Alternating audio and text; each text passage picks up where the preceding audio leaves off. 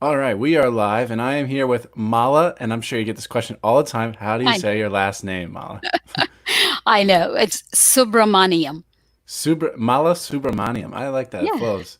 So I'm here with Mala, and she's written a book called Beyond Wins: Eastern Mindset for Success in Daily Business Negotiations. And I love all things negotiation, sales, psychology, influence, and that's what we're going to be talking about today. So I'm excited to learn from Mala and her perspective on all of this. First, Mala, why did you write this book? Okay, great. I was laid off from IBM. I worked in some of the major companies like IBM, Dun and Bradstreet, Blue Cross and Blue Shield, and GE. Oh, When gee, yeah. Yeah, yes. And when I was laid off from IBM in 2005, generally they have the big companies walk you out. So I'm walked out and I'm sitting in the car Mm, and I didn't move. I didn't want to move. I said, what happened? My years in corporate just went by and it was like a flashback. I had a lot of wins. I was constantly winning. And, I was placed in front of all the senior executives to make presentations. mm-hmm, But in all this constant winning, what I lost was a lot of friends, a lot of relationships with colleagues, with vendors, with partners.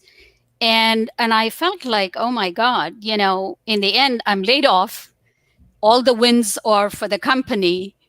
What did I what did I think? get out of this? Yeah. Exactly. And where do I go from here? And then it just dawned on me, I left behind a lot of my Indian principles.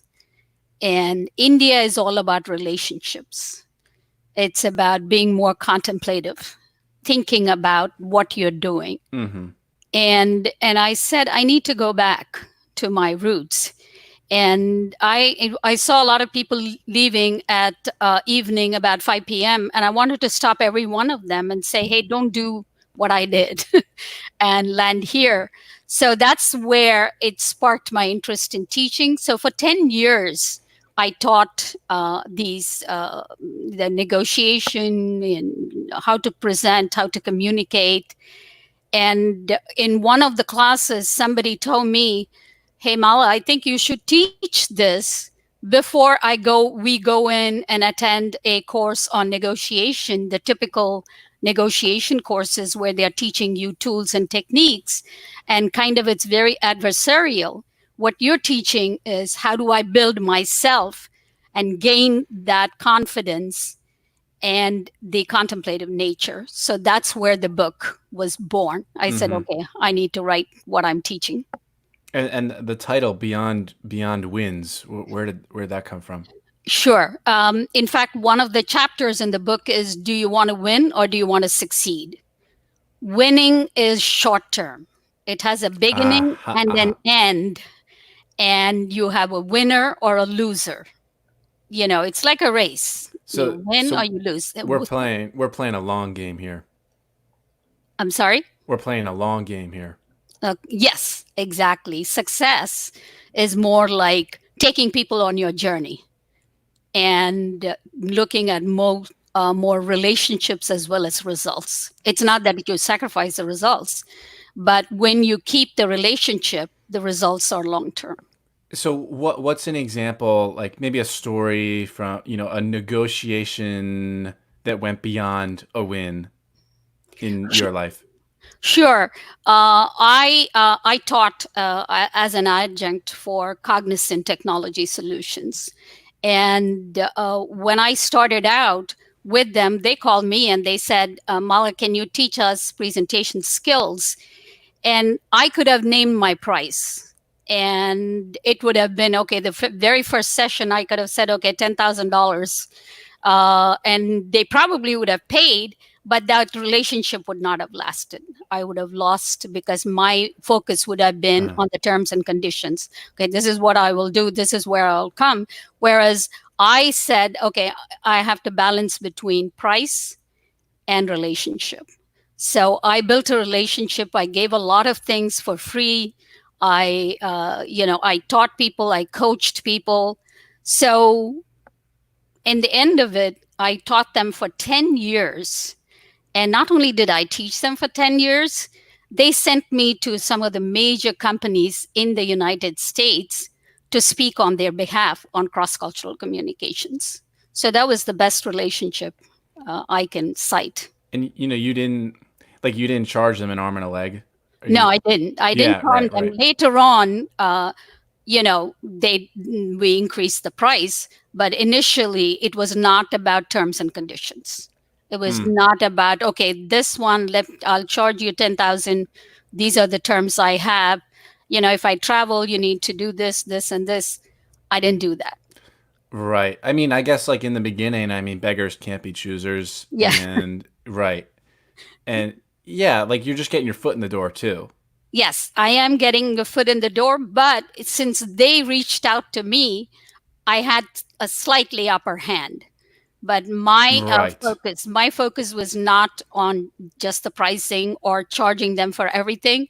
Mine was Yeah. I would give free executive coaching for them. So then I became an executive coach for Cognizant. So everything that I did was not with the intent of winning. It was with the intent of let's build the relationship. Yeah, and making them jump through more hoops, like more requirements in terms like travel this, do that, this price, making them jump through more hoops.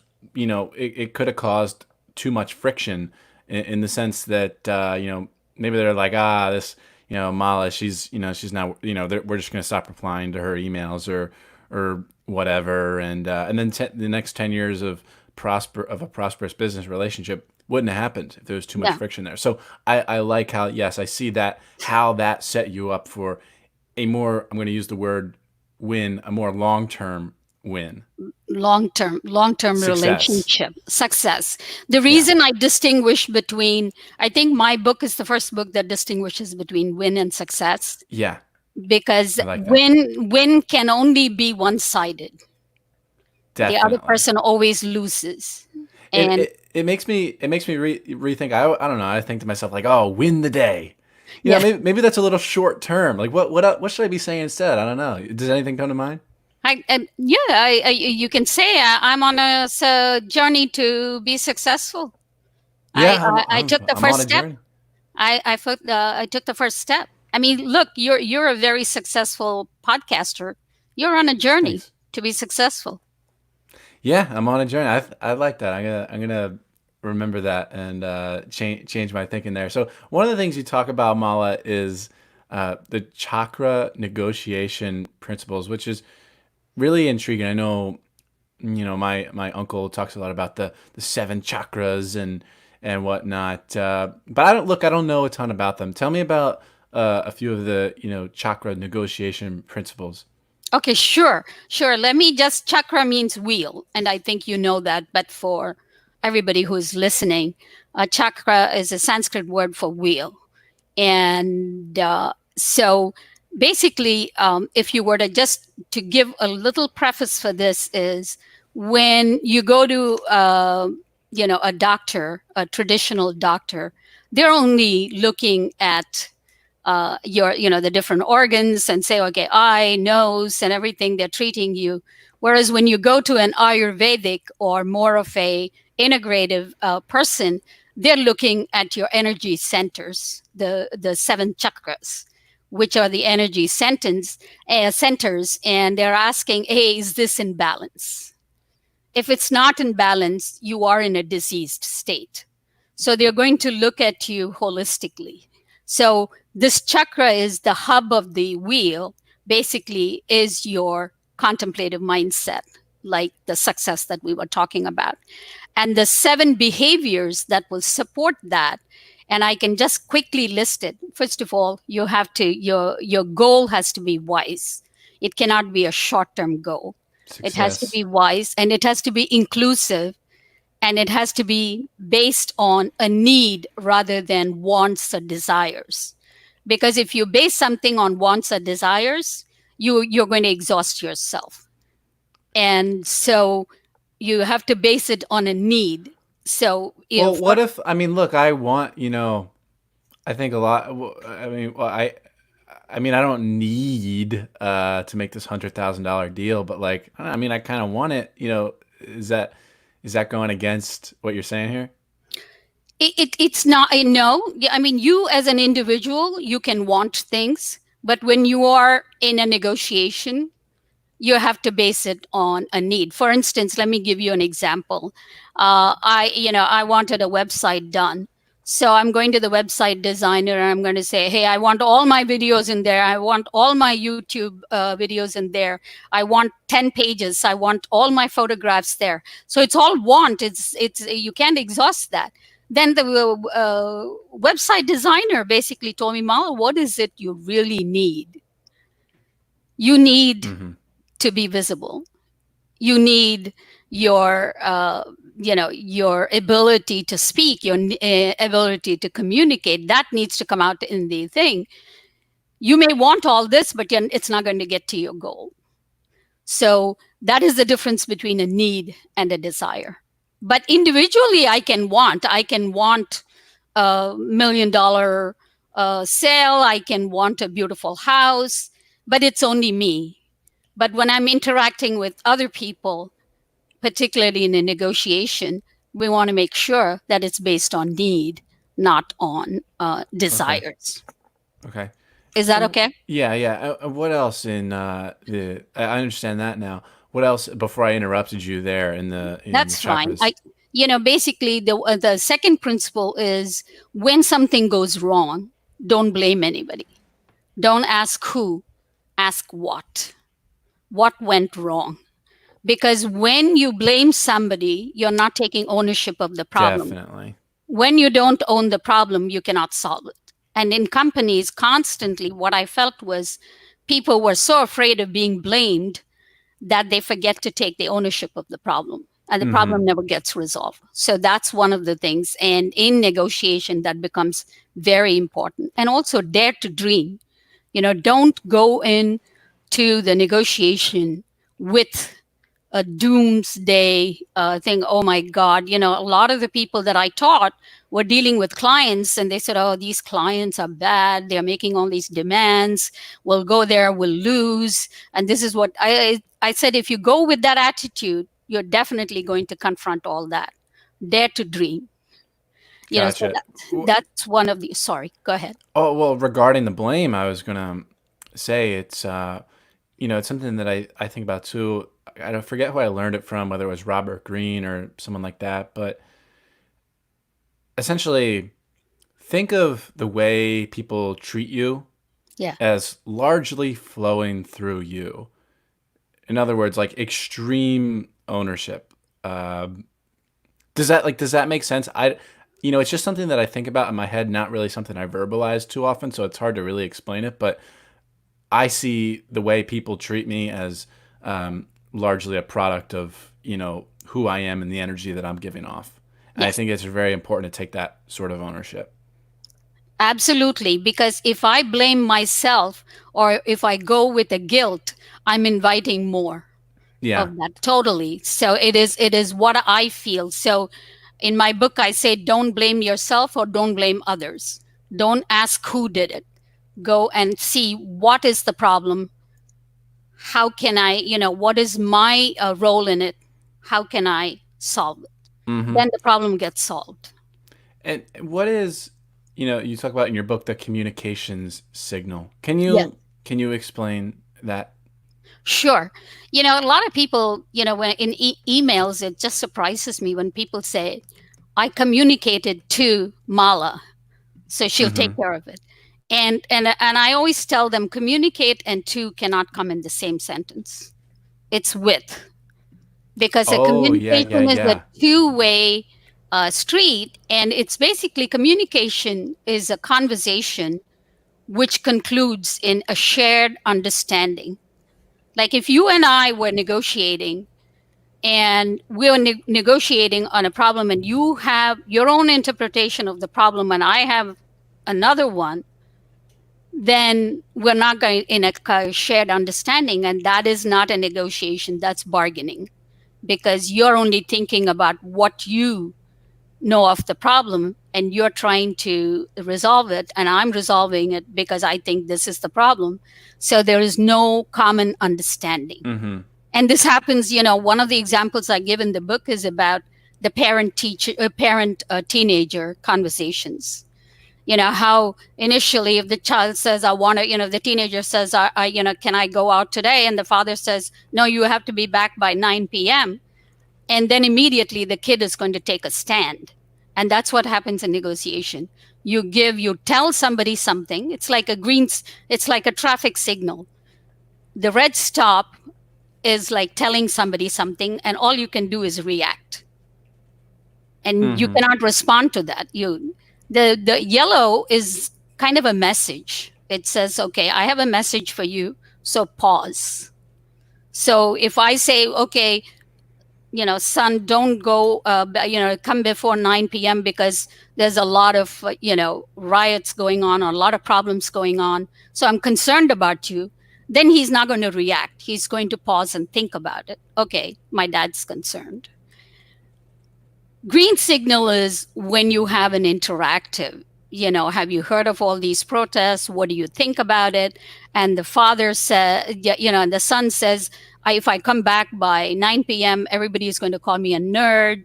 Then there is a dialogue that goes on. Yeah, you're talking with that Yes, more. Yeah, that's better. exactly. Yeah, yeah. And then you come to a shared understanding. Okay, my dad is concerned about my safety, and the dad is thinking, okay, he's concerned about looking like a nerd, and I can't allow that to happen.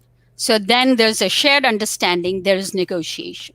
Well, I see the way, you did that, you're using more, you know, questioning Yeah, exactly. as opposed to like coming out and making a statement. And I think that is, I think it's just a good style of communication. You hear of like Nelson Mandela, learned a lesson from his father. Like he was always the last person to speak. It's something that I like to do too. I will that something that I actually need to do more of. I do catch myself sometimes, and I stop and I ask the person before I share my opinion. Um, yeah, I just like I think that's like I'll be like I did it the other day. I forget what it was, but I said, I have my opinion about this, but I'm just really curious about you and what you think about this first. That's great. Yeah, I wish I remember the context, but I think that is more what you're saying, talking with the other person as opposed Somebody. to talking at them, talking to them. Yeah. Yeah, And that's that's important. what the traffic signal is. And even when you have come to your own understanding, unless it's a shared understanding, just think in a traffic signal, the green light has come. I still don't zoom past. I make sure nobody else is going to make a mistake. I still, and that's what shared understanding is. Definitely. So, Well, Mala, we've gotten a great preview of this book. I'm actually going to share my screen real quick, show people the book on Amazon. That's trippy, isn't it? You yeah. see Oh my the God. but That, the vortex or whatever you want to call it. But you can see your book here on Amazon, right? yes. Thank you. Yes, here it is on Kindle paperback. Any audiobook coming soon, Mala? Mm, No, that's okay. that's probably a little bit longer term plan. I haven't thought about that yet because Yeah, there's a yeah. lot of diagrams and graphics in there. How do we translate that to text is Right. something I have to think about. That's difficult. Yeah, I Good, feel you. good point. Anyway, Beyond Wins Eastern Mindset for Success in Daily Business Negotiations. We've gotten a great preview of it here in our conversation with Mala Wait, hold on. I'm going to get this. Subramaniam. Did I get Per- it? Perfect. Okay, good. And Mala, I appreciate you. I linked to your LinkedIn profile in the description of this live, so people can connect with you there. Oh wait. Do you? People can follow you. Actually, do you require an email? No, you don't. Never mind. It's someone else. But people can connect with you on LinkedIn. Get your book Beyond Wins. Mala, I appreciate your time very much. Thank you. Thank you. Thank you. This was great. And we'll hit end broadcast. Peace, everyone. Thanks for listening.